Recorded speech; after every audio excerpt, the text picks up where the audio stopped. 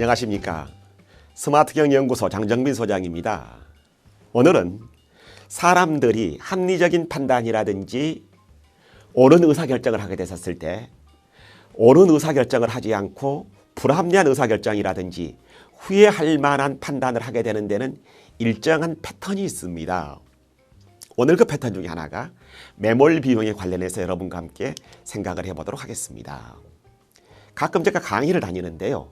저기 충청도나 경기도 이런 쪽을 가보게 되게 되면 짓다만 모텔이 하나 있습니다. 제가 보기에는 거의 골조가 다 지어졌고요. 그래서 콘크리트 공사가 다 끝났고요. 야, 저기 이제 창문이나 도배 같은 것만 되게 되면 거의 모텔에다 지어질 텐데 왜 공사를 하다 말았을까? 예를 들어서 지금까지 그 모텔에 투자한 공사비가 9억이라고 칩시다. 거기에 창호나 도배나 조경이나 마무리 공사를 하게 되는데 1억 정도가 더 든다고 합시다. 이럴 때 대부분의 사람들은요, 어떤 판단을 하게 되는 것인가? 이미 공사비로 9억을 들여놨기 때문에요, 1억을 더 투자해서 그 모텔 공사를 마무리하고 싶은 성향을 갖고 있습니다. 그런데 이것이 반드시 옳은 판단일까요? 사실은 9억 들어간 것은 들어간 것이고요. 1억을 더 투자해서 모텔을 운영을 해서 1억을 더 건질 것인가 건지지 못할 것인가, 그렇게 판단하는 것이 훨씬 더 현명한 판단입니다. 제가 더러 학생들에게 이렇게 질문을 던지기도 합니다. 자, 여기에 5만 원짜리 오페라 티켓이 있다. 오늘 저녁에 여러분들은 저랑 함께 세미나를 준비해야 되기 때문에 이 오페라 티켓을 쓸 수가 없다. 오페라 콘서트에 갈 수가 없다. 요 5만 원 오페라 티켓을 팔아라. 참고로 말하면 인터넷에서 파는데 택배비는 5천 원 정도로 한다. 상대방이 얼마에 제안을 하게 되면은 이 오페라 티켓을 팔겠느냐 하고 질문을 던져봅니다. 5만 원짜리를 줄을 서서 어렵게 구한 티켓이란 말입니다. 이 학생들한테 질문을 던져보게 되게 되면 6만 원이라는 사람도 있고 7만 원 정도가 돼야 팔겠다는 사람도 있고, 어떤 학생들은 4만 원 정도면 만 원 손해보고 팔겠다는 사람도 있고, 아주 크게 선심 써서 3만 원에 팔겠다는 사람도 있습니다. 그런데 여러분, 얼마 정도가 상대방이 제안을 하게 되게 되면 팔 생각을 해야 될까요? 이럴 때 좀 극단적이긴 합니다만 택배비가 5천 원이라 했었거든요. 그렇다면 6천 원 정도 상대방의 제안이 들어오게 되게 되면 응할 준비를 해야 됩니다. 왜 그렇죠? 그날 만약에 이것을 팔지 못한다면 이 오페라 티켓은 한 푼도 건지지 못하는 꽝이기 때문에 그렇습니다. 우리들이 더러 의사결정을 하게 됐었을 때요, 가끔 고시 공부를 하다가 패가 망신한 사람도 있습니다. 왜요? 지금까지 공부해 놓은 것이 아깝거든요. 이미 그 여자나 그 남자가 사치도 심하고요, 낭비벽도 있고요, 책임감도 없고요, 남에 대한 배려도 안 하고요 해서 이 여자랑 그만 사귀어야 되겠다, 이 남자랑 헤어져야 좋겠다 라는 생각이 드는 경우도 꽤 많이 있습니다. 근데 왜 헤어지지 못하느냐고 물어보게 되면요, 지금까지 저 여자에게 드린 정성이나 노력이나 선물값이나 지금까지 드린 것이 아까워서 못 버리겠다랍니다. 그런데 진짜 현명한 선택은 이 여자를 내가 오늘 처음에 만나서 이런 사실을 다 알았다고 했을 때 사귈 것인가 헤어질 것인가, 이렇게 판단하는 것이 대단히 현명한 방법입니다. 우리가 어떤 대상에 대해서 시간을 들이고요, 돈을 쏟아붓고요, 노력과 정성을 많이 투자할수록 우리들은 거기서 애착을 갖고 헤어나지를 못합니다. 우리가 이러한 현상을 매몰 비용이라 합니다. 한번 쏟아부어서 해소하지 못하는 현상 말입니다. 우리가 뷔페에 가봐도 꽤 많이 그런 얘기를 듣습니다. 이제 여럿이 뷔페에 가게 되게 되면요, 어떤 한 사람이 돈을 내는 경우가 들어있지 않겠습니까? 이럴 때도 심리학자들이 조사를 해봤었더니 그날 돈을 내는 사람이 그날 얻어먹는 사람보다도 평균 뷔페 음식을 한 1.5배가량 더 먹더랍니다. 자기가 돈을 냈거든요.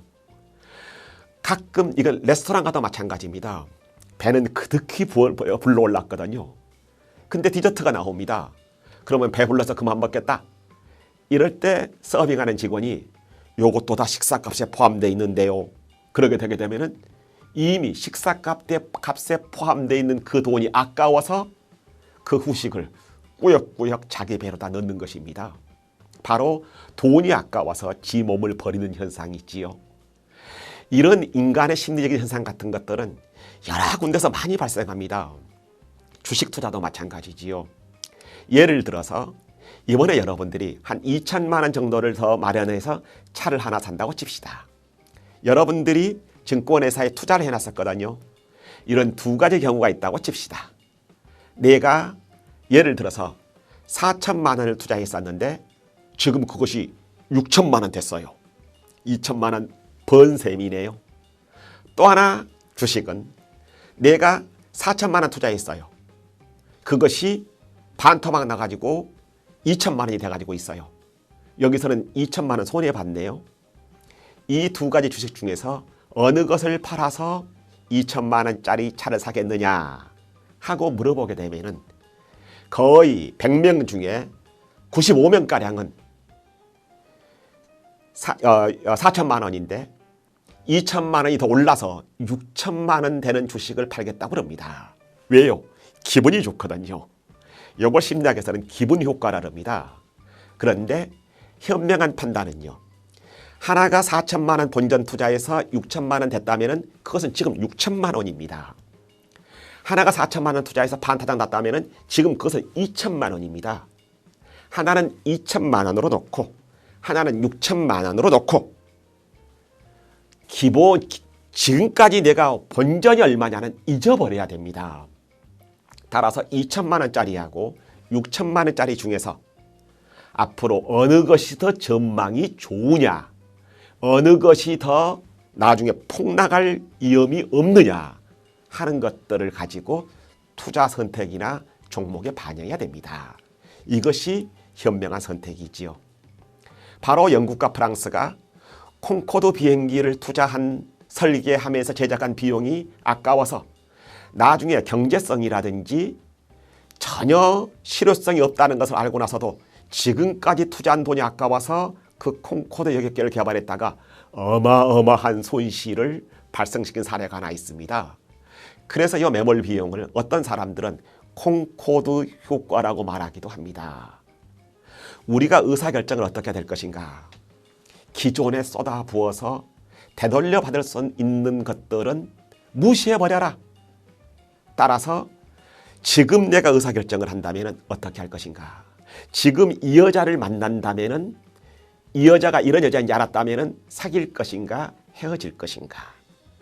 우리가 모텔을 짓다 말았다면 나머지 금액을 투자해서 그 금액을 건질 수 있을 것인가? 없을 것인가? 바로 초기의 의사결정을 바꿔야 하는 이유가 무엇인가? 바로 이 부분에서 많은 사람들이 오류를 저지릅니다. 해소할 수 없는 돈에 대해서는 잊어버리고 새로운 관점에서 당신이 투자나 선택에 관련해서 새롭게 생각을 바꿔봐라. 바로 요 매몰 비용에 관련해서 합리적인 의사결정을 어떻게 할 것인가? 투자를 어떻게 할 것인가? 경영상의 판단을 어떻게 할 것인가에 관련해서 오늘은 여러분들에게 매몰 비용에 대해서 말씀을 드렸습니다. 고맙습니다.